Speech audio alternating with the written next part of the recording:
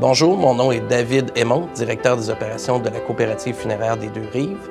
Je suis ici pour vous entretenir des modes de disposition et d'exposition. Il y a une distinction fondamentale à établir entre le mode de disposition du corps d'une personne décédée et le mode d'exposition. D'une part, le mode de disposition représente la destination finale que la dépouille aura.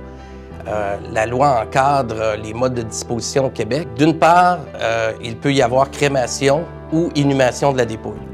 La dépouille peut être inhumée dans un cimetière en terre ou peut être placée dans un enfeu situé dans un mausolée. La crémation du corps de la personne décédée la réduit en cendres et les cendres sont placées dans une urne.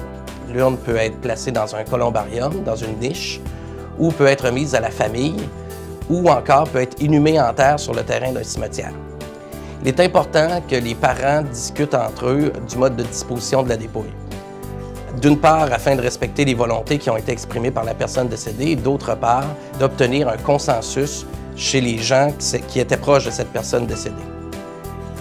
D'un autre côté, il y a également les modes d'exposition. Les modes d'exposition consistent en des rituels avant la disposition finale de la dépouille.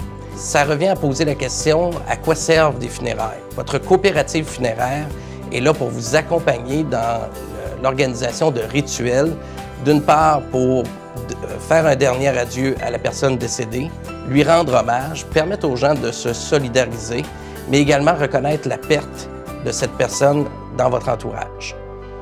La chose la plus importante, c'est d'en parler à vos proches et d'identifier quels sont vos besoins afin d'arriver à un compromis entre, d'une part, les volontés de la personne décédée, mais également les besoins en termes de rituels des proches parents et des amis.